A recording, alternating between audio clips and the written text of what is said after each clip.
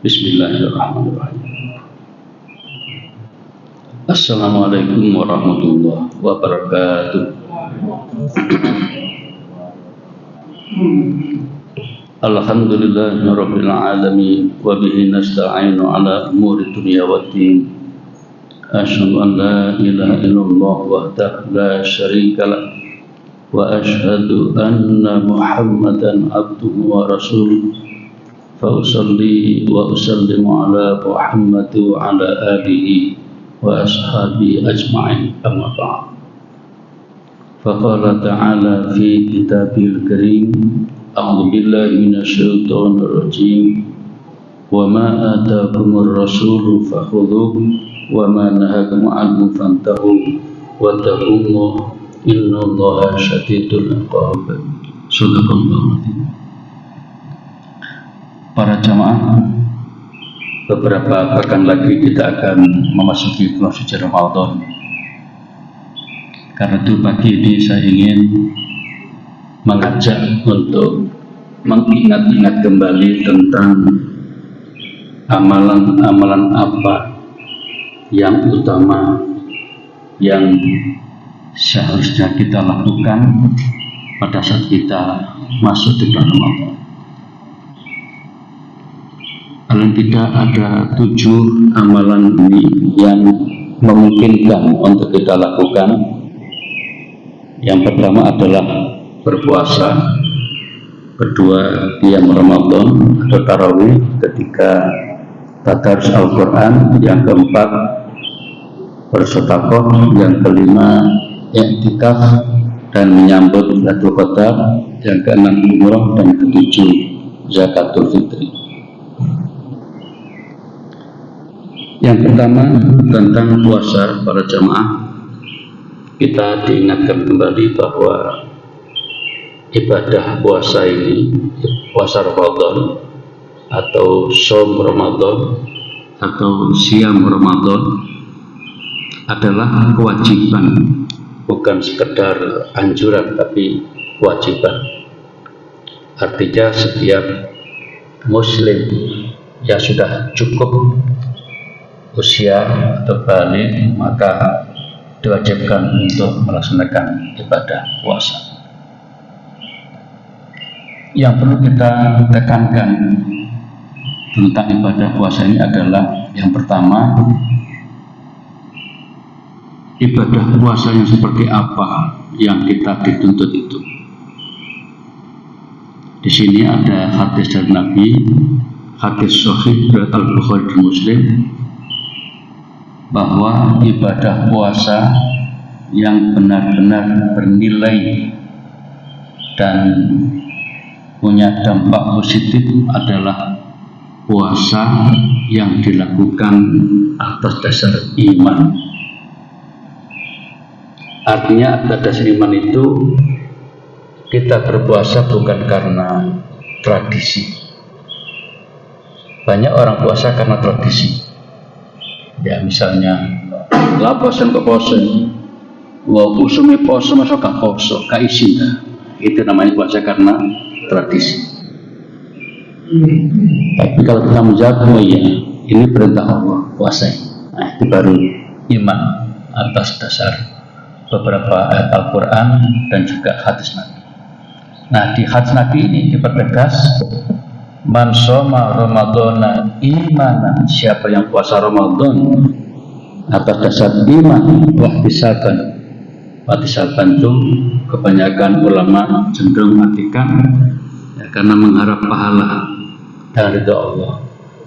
Wa ghufira lahu ma taqaddama min dzambi, maka puasa yang seperti itu akan menjadikan orangnya diampuni dosa-dosanya yang telah lalu. Ya.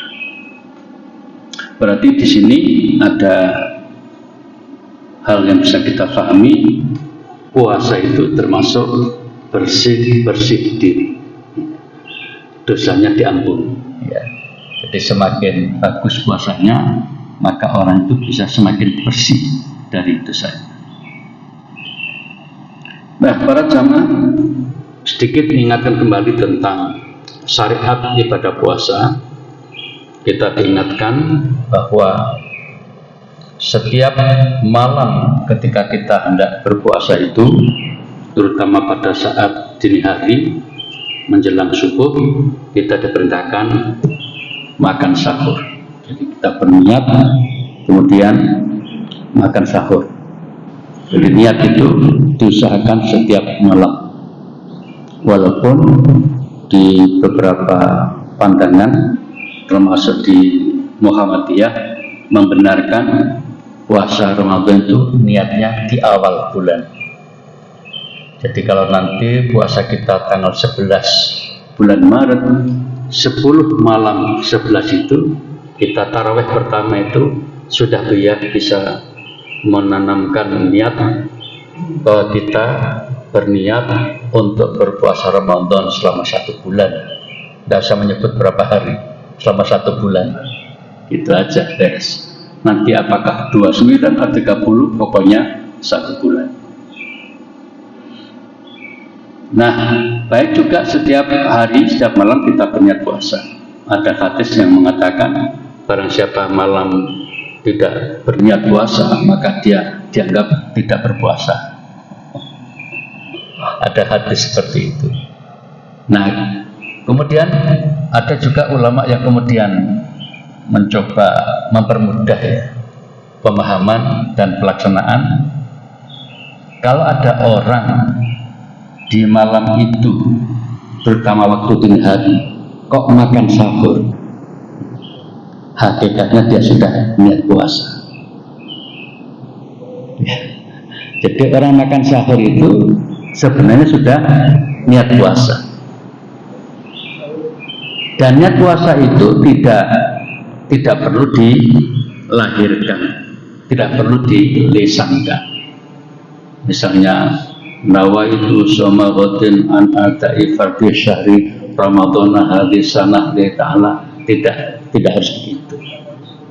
Nabi tidak pernah begitu, para sahabat tidak pernah begitu, bahkan 4 imam mazhab tidak pernah begitu. Lalu ada begitu di belakang hari? Mungkin dulu itu ulama-ulama kita yang di sini ini diantaranya ya pernah ditanya kira-kira oleh muridnya itu gimana caranya berniat. Nah, kemudian dilafadzkan tadi, nawaitu aku niat sama hotel puasa untuk besok. Ya, akhirnya itu menjadi tradisi, ya. Tradisi setiap malam habis tarawih biasanya kemudian monggo kita sama-sama niat kan gitu ya. Ya silakan saja.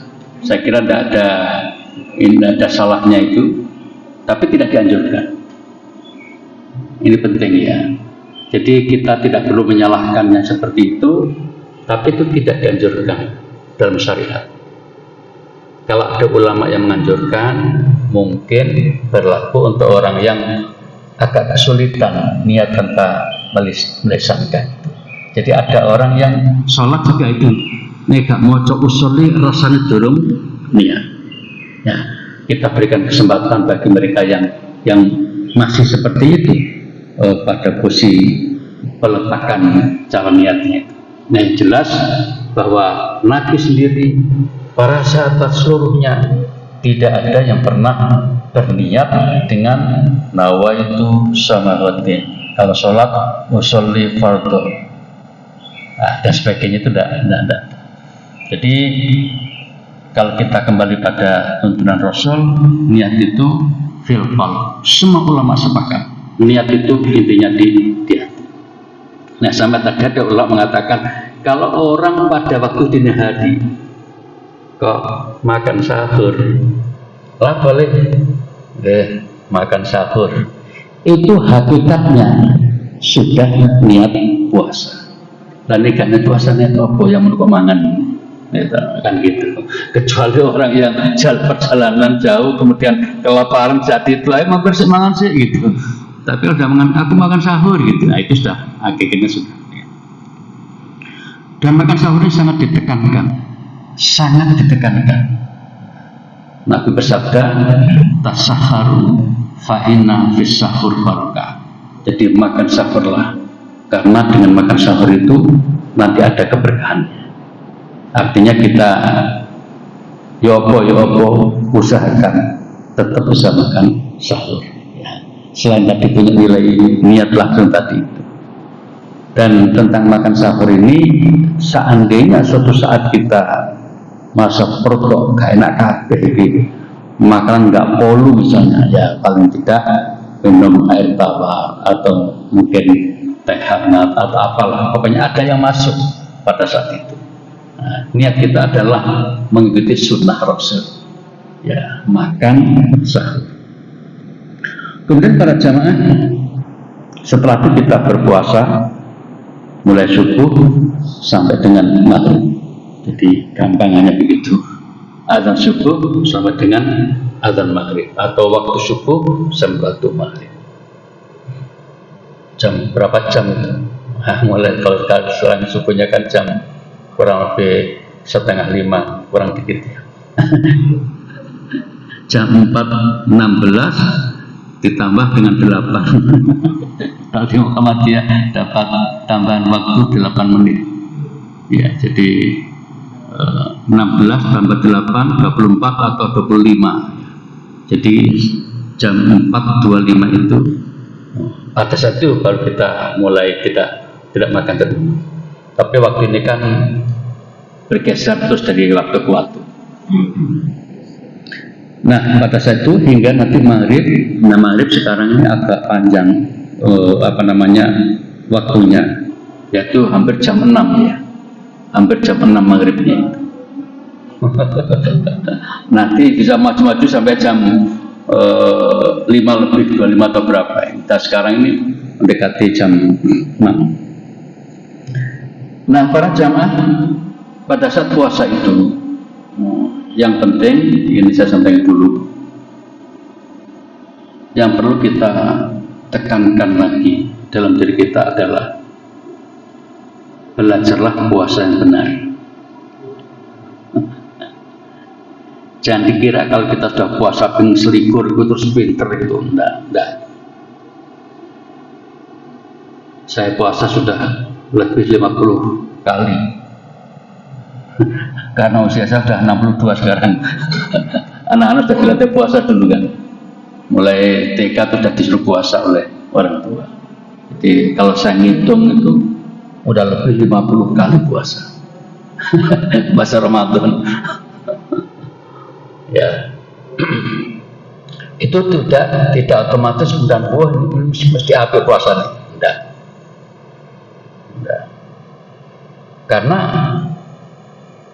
puasa yang dilakukan oleh kebanyakan orang itu tidak berpuasa dengan yang sebenarnya tadi, tapi sekedar berpuasa, lebih ke tradisi tadi dulu.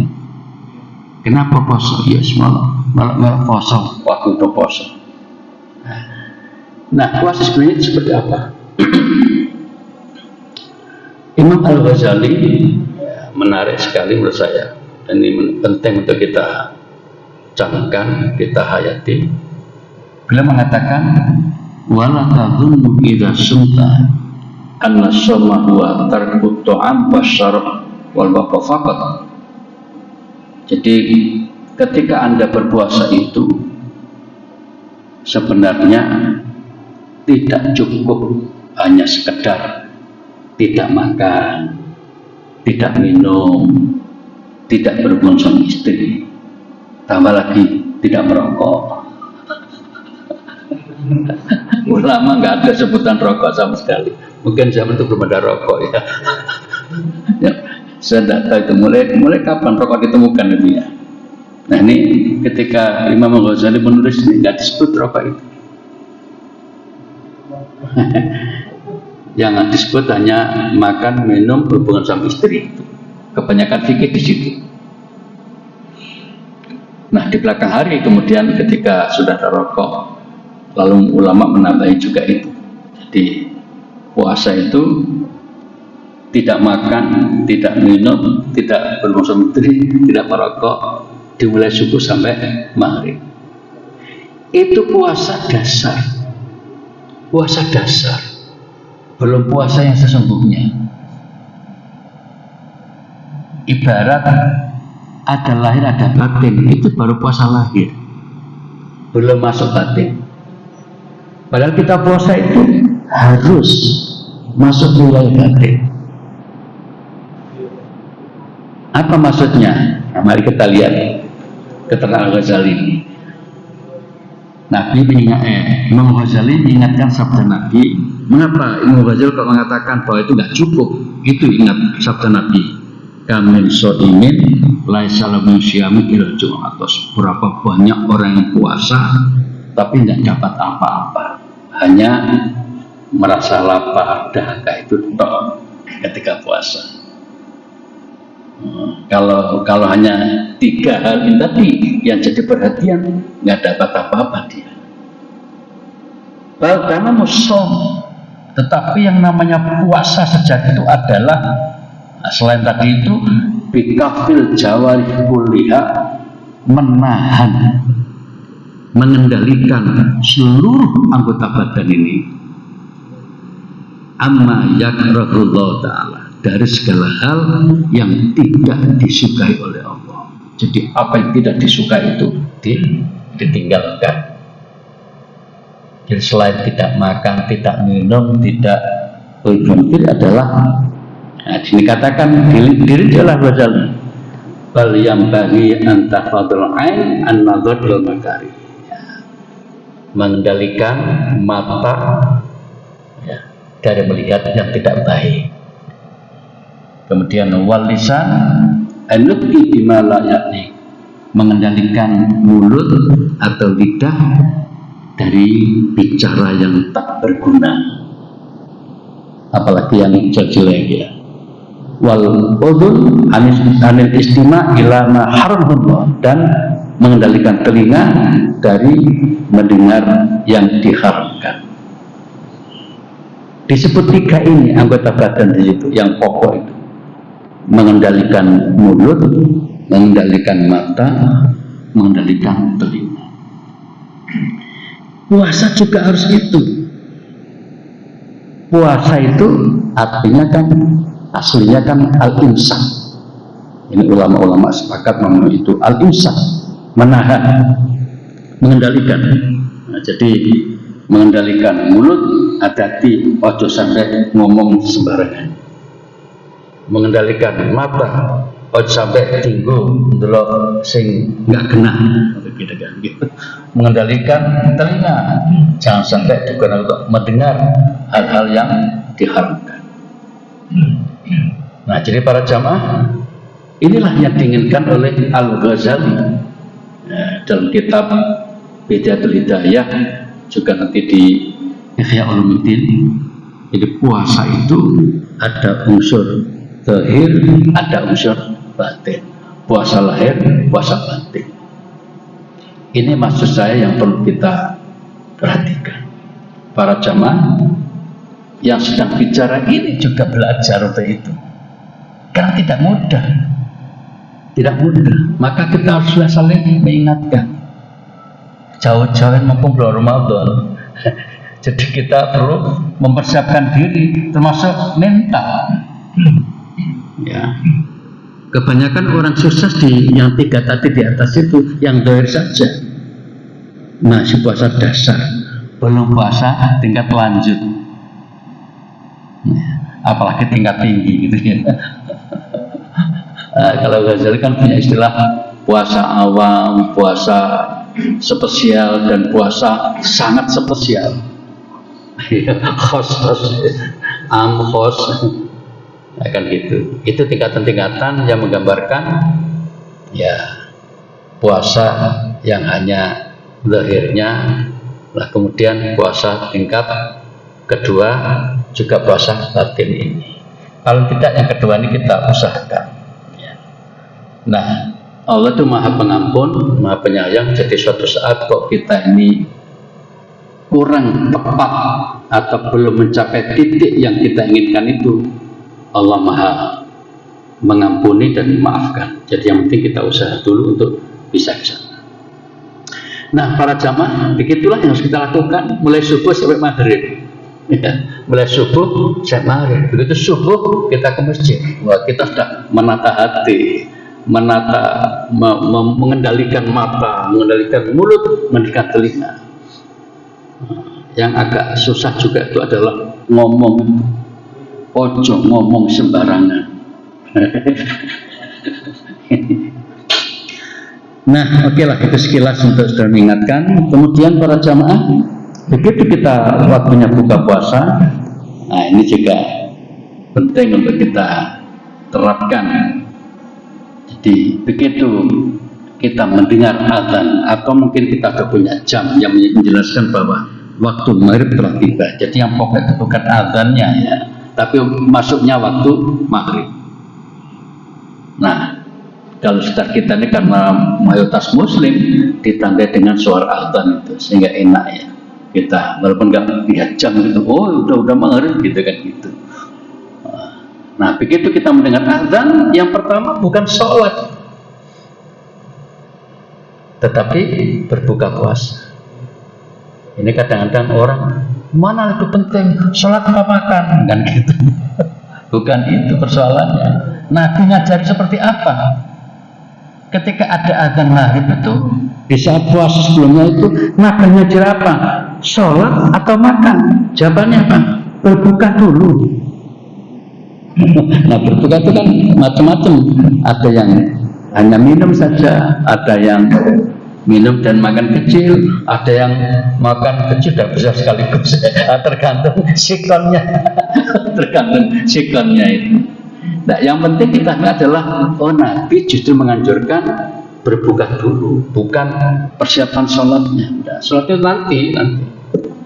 Ini sangat-sangat manusiawi itu. Kan dikhawatirkan orang pada saat sholat maghrib, kalau berbuka, sih dipikirkan kan, berbuka malahan. Nah, gitu. Jadi istilahnya itu segera berbuka. Dari istilah segera berbuka maka muncul istilah takjil. Pakai ain, takjil bukan takjil. Kalau takjil malah memperlambat. Ini takjil, menyegerakan, pakai ain. Bedanya ain dengan hamzah itu di situ. Ain takjil, keliru, takjil. Ben kata Arab titik takjil. Gitu. Jadi menyegerakan. Makanya di semua masjid yang saya lihat itu umumnya ya, saya katakan umumnya itu menyiapkan takjil. Mungkin hanya ada yang sekedar air putih, ada yang juga menyiapkan kurma. Saya kira bagus sekali kalau setiap masjid itu menyiapkan kurma. Walaupun setiap jamaah dapat satu atau mungkin 3, misalnya gitu. Nah, itu dah. Karena kalau banyak-banyak ya mungkin bagi yang ada gulanya repot juga. Karena tinggi sekali gulanya kurma itu. Ya, harus disesuaikan. Jadi intinya meminum atau makan yang manis seperti kurma dan lain-lain. Kemudian ketika kita dihidangkan makanan apa begitu, maka usahakan kita sudah mulai mengikuti sunnah Nabi itu, pakai tangan kanan ngambilnya, kemudian sebelum masuk ke mulut membaca Bismillah. Bismillah. Bismillah saja sudah cukup. Bismillah, dengan nama Allah makan. Nah, karena kita biasa melengkapi ya, Bismillahirrahmanirrahim. Nah, sama saja. Kemudian para jamaah, setelah kita membaca Bismillah, makan, kita menikmati. Kalau kita mau menikmati sesuatu, maka kita bersyukur, mengucap Alhamdulillah. Itu berlaku untuk umum semua. Nah, khusus untuk puasa ini ada tambahan dzikir, yaitu zahabat zama'u wa talatil uruku wa sabatal ajru insyaallah. Telah hilang rasa haus, urat-urat leher telah basah, dan pahala telah ditetapkan insyaallah. Kalau lihat artinya ini, maka baca ini lebih pas kalau dibaca setelah selesai berbuka. Jadi zikir ketika mau berbuka cukup Bismillahirrahmanirrahim, itu sudah 100 nilainya. Nah, kemudian selesai, merasa kita selesai, jadi masing-masing yang merasakan ya, Setelah alhamdulillah nggak nyaman, kemudian dzabaghama'u waqtanatil uruqu wa thabatal ajru insyaallah. Nah, tentang bacaan Allahumma laka sumtu wal fatatu itu hadisnya dhaif, lemah. Bahkan ada yang menilai palsu. Artinya palsu itu Nabi nggak pernah ngajari kayak gitu. Tapi di masyarakat terus kadung umum dengan gitu persoalannya ya. Jadi ya kalau mereka yang belum belajar maka kita toleransi ya, tidak wis belum belajar yang sudah lumrah tadi itu. Nah, bagi kita yang sudah ingin meningkatkan kualitas ibadah maka cukup ini bacaannya. Dhahabal dhama'u wabtalatil uruqu wa thabatal ajru insyaallah. Ini syariatnya seperti itu ya. Jadi dalam puasa itu ada 3 hal tadi itu. Waktu masalah sahur ada sendiri tadi ya, masalah puasa dan masalah buka puasa. Jadi 3 hal ini perlu kita perhatikan dengan baik supaya ibadah puasa kita semakin berbobot, semakin ya berisi. Baik para jamaah, itu tadi tentang puasa ya. Berikutnya agak saya sederhanakan masalah qiyam Ramadan. Qiyam Ramadan artinya qiyam berdiri, menegakkan. Jadi menegakkan ibadah di bulan Ramadan. Nah, yang dimaksud lagi adalah di waktu malam hari. Kata-kata qiyam Ramadan itu maksudnya adalah ibadah di malam hari. Lebih khusus lagi di sholat malam. Nah, jadi pada masa Nabi istilah sholat malam Ramadan itu qiyam Ramadan. Belum muncul istilah tarawih, belum muncul. Sehingga kalau di kitab hadis pada at-tarawih itu sudah ulama yang mengistilahkan, ulama yang membubui istilah itu. Jadi qiyam Ramadan itu yang aslinya dari kata maqama Ramadana, barang siapa yang beribadah ya malam di bulan Ramadan. Kayak tadi hadisnya imanan wa ihtisaban ghufrallahu ma taqaddama min dhanbi, maka dosa-dosanya yang lalu akan diampuni oleh Allah Subhanahu wa taala. Jadi shoma puasa penting, qiyam juga sangat penting. Karena itu maka kita bisa mengetahui bahwa semua masjid itu mesti menggelar, pasti menggelar kegiatan yang namanya qiyam Ramadan. Nah, tentang qiyam Ramadan ini sedikit kita kupas bahwa jumlah rakaatnya. Aisyah pernah ditanya oleh sahabat, wahai Cina Aisyah, Nabi itu kalau Ramadan itu bagaimana itu cara sholatnya? Mungkin di antara kita ada yang penasaran loh, orang rokok pada tanya apa memang nggak ikut sholat sama Nabi ketika Ramadan, kan gitu ya? Memang Nabi kalau ke Ramadan tuh sendiri di rumah. Jadi Nabi itu ngomani itu pernah bertemu bulan Ramadan itu sebanyak 9 tahun, 9 kali. 9 tahun Ramadan itu. Jumlahnya harinya kalau dari 9 bulan 9 tahun itu yang 8 tahun itu 29 hari, yang 1 tahun 30 hari. Jadi kebanyakan 29 pada masa itu.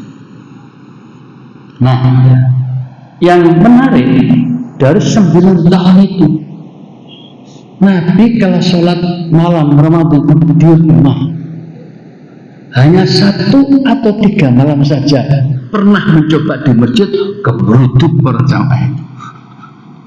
Malam pertama maaf, bukan tanggal 1 Ramadan, bukan. Di tengah-tengah Ramadan, di akhir bahkan. Di atas tanggal 20. Begitu saat lihat langsung ikut. Kabarnya hari kedua prediksi. Berikutnya lagi diselangi semakin banyak itu. Ya, kata sahabat kan sangat rindu ya sholat bersama Nabi. Jadi ya kita bisa membayangkan psikologi jamaah saat itu, tahu Nabi jamaah malam itu ikut juga. Nah, atas dasar ini maka kemudian ya, dalam fikih tentang sholat malam ini, qiyam Ramadan itu pertama ditekankan, baik sendirian maupun berjamaah. Sendirian, mengapa sendirian? Karena Nabi itu hampir 9 tahun itu sendirian sholatnya itu, di dalam Ramadan maupun di luar Ramadan suka sendirian, sering sendirian, lebih sering sendirian daripada berjamaah. Nah, kemudian Nabi juga pernah berjamaah, itu menunjukkan bahwa jamaah itu dibenarkan. Nah, kemudian mungkin saat waktu jamaah juga sempat penasaran kenapa kok tidak jamaah itu. Ternyata alasan Nabi khawatir kalau jamaah sholat malam Ramadan itu nanti bisa menjadi wajib hukumnya, sehingga memberatkan umat, itu ceritanya. Nah, namun demikian di belakang hari ulama-ulama kita seluruh dunia, mungkin 99% ya, kita nggak bisa ngitung, umumnya mereka berpendapat bahwa sholat malam di bulan Ramadan itu dianjurkan, ditekankan untuk berjamaah di masjid-masjid. Nah, untuk mudahnya dilakukan di awal waktu, kan gitu ceritanya. Kalau Nabi dulu kan lebih suka di pertengahan hingga akhir malam. Jadi itu tadi para jamaah tentang sholat malam Ramadan. Nah, kemudian tentang istilah dari qiyam Ramadan ke tarawih. Mengapa kok tarawih? Alasannya karena waktu itu caranya banyak istirahatnya, ya, istirahat santai gitu. Nah, kita kelihatannya enggak ada yang bisa mengamalkan dengan persis ini ya, karena kita enggak ada yang enggak kuat yang lama ya. Akhirnya rata-rata kita itu yang hanya perhatikan jumlah rakaat, tapi ditambahnya enggak. Perhatikan nanti kan 2 rakaat salam, duduk sebentar, 2 rakaat salam, kan begitu ya. Nah, kalau kita melihat yang ini dengan berbagai macam tafsiran, itu istirahatnya bisa lama. Bahkan saya pernah mendengar aja itu di Pakistan itu di saat sela-sela itu direwangi dengan minum-minum juga.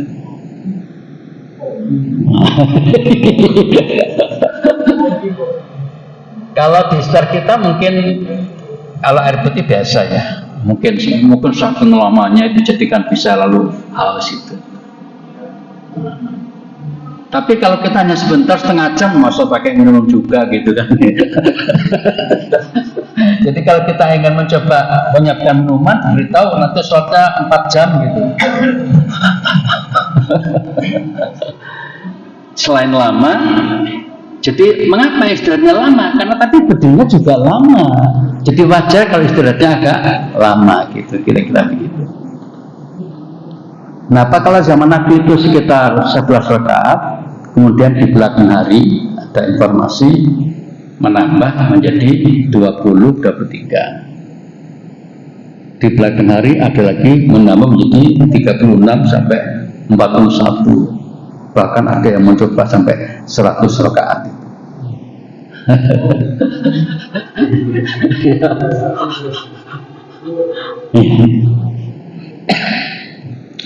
Itu termasuk Ibnu Taimiyah menjelaskan itu.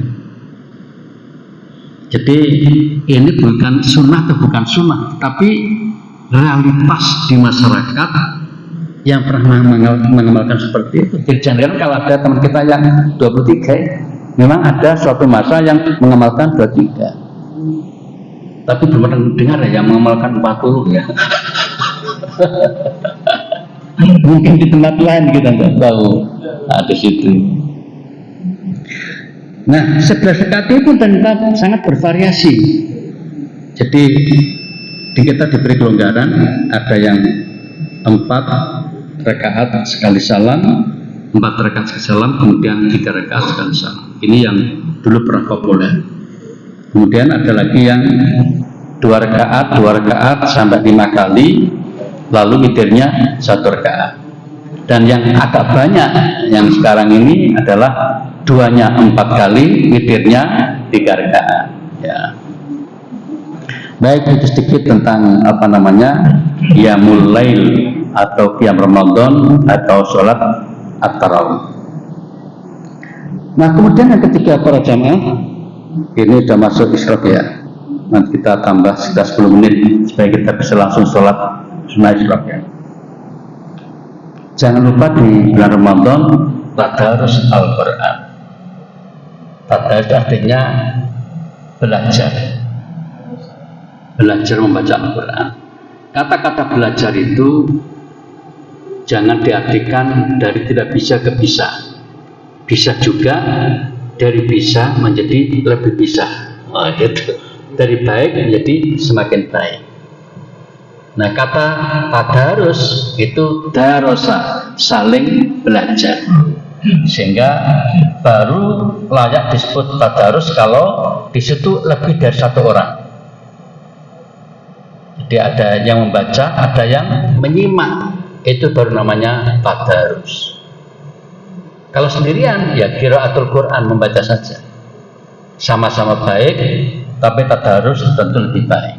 Karena ada kesabaran yang diminta. Ketika ada teman yang baca, kita menyimak, mendengarkan.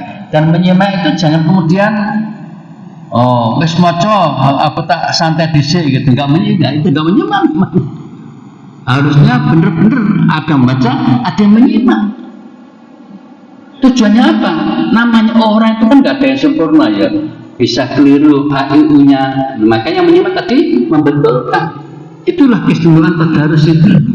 Nah, diceritakan di hadis ini bahwa setiap malam malaikat Jibril turun menemui Nabi ngajak tadarus. Ini kalimatnya.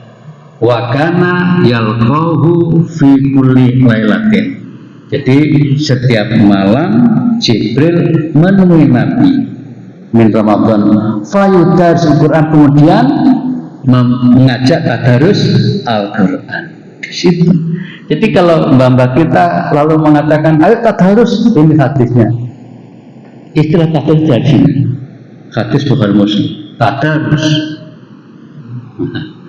Jadi karena itu maka kita usahakan kalau Nabi mungkin malam hari, kita boleh ngambil kapan saja di Ramadan. Boleh malam hari, boleh menjelang subuh, boleh setelah subuh, boleh waktu duha, boleh berduhur. Pokoknya dalam 1 hari itu usahakan bisa membaca Al-Quran. Syukur kalau 1 hari itu bisa masing-masing mentarget 1 juz. Itu sangat bagus karena ada perintah khusus dari Nabi, selesaikanlah membaca Quran 1 kali khatam dalam 1 bulan. Ini Iqra'il Quran fi syahri, bacalah Quran hingga khatam dalam 1 bulan. Ini anjuran Nabi. Jadi kalau kita bisa memenuhi itu, tentu plus. Jadi sudah puasa Ramadan dengan plus ibadah qiraatul Quran ini yang sifatnya qiraatul Quran ini ya. Kalau tadarus tadi agak angel nih. Umumnya orang tadarus itu kan nggak sabar ya. Kepingin khatam ya kan. Akhirnya 10 orang ini juz dulu, akhirnya 1 malam 10 juz. Ya, apalagi kalau pas 30 orang dibagi 1 juz sampai juz yang ke-30 semalam khatam. Tapi yang khatam masjidnya. Yang khatam masjidnya bukan orangnya. Baik para jamaah, namun demikian bagus sekali kalau kita membaca Quran tadi diikuti dengan belajar memahami isinya, terjemahannya, tafsirnya, kemudian berusaha untuk menghayati isinya, lalu mengamalkannya sebisa kita, dan kalau sudah pada tingkatan tertentu kita bisa mengajarkan kepada orang lain. Kemudian yang keempat para jamaah, bersedekah. Nah, bersedekah ini jangan lupa, ini juga peluang yang sangat bagus ya. Nabi sendiri dikatakan di hadis ini, beliau itu kan di hari biasa di luar Ramadan sudah dikenal dermawan. Begitu masuk Ramadan ajwad, lebih dermawan lagi. Nah itu semakin dermawan. Nah kita juga baik sekali seperti itu, Nah, misalnya nanti takmir mungkin akan menginformasikan kepada kita untuk ikut berinfak bersedekah guna takjil atau buka puasa atau apalah istilahnya untuk masjid itu, maka kita hendaknya dengan senang hati untuk menyambut kegiatan itu. Kami di Al-Furqan Taman Jenggala juga berusaha sedemikian rupa. Jadi setiap hari diusahakan itu selain menyiapkan minuman dan kurma, juga ada buka yang foto gede, agak besar, nasi maksudnya. Nah, itu setiap hari diperkirakan sekitar 200 orang di Al-Furqan. Kalau di sini berapa orang kira-kira? Ya. Nah, cara mengatasinya supaya itu bisa setiap hari kita tawarkan para jamaah, satu hari itu ditanggung berapa orang? Oh begitu. Jadi ada yang satu hari yang tadi 200 orang itu ditanggung oleh 4 orang. Kami berempat. Nah itu. Ada yang kami berdua, ada yang gak apa-apa aku dewi, ada yang gitu. Untuk didaftar tuh, dijadwal dalam satu ruangan itu sehingga terpenuhi. Nah tahun lalu itu lebih. Akhirnya digunakan juga untuk makan sahur bersama pada hari tertentu di 10 hari terakhir itu. Dari uang ini digunakan untuk itu. Nah, tujuan kita adalah ini, memberi kesempatan bersedekah. Apalagi ada hadis yang mengatakan barang siapa yang ikut cawe-cawe, cawe-cawe di sini ya. Barang siapa ikut cawe-cawe memberikan buka puasa pada orang yang berpuasa, maka yang ikut tadi itu dapat pahala seperti yang puasa itu. Kita bisa bayangkan kalau kita ngasih buka puasa pada 100 orang, kita dapat pahala 101 karena kita juga puasa kan.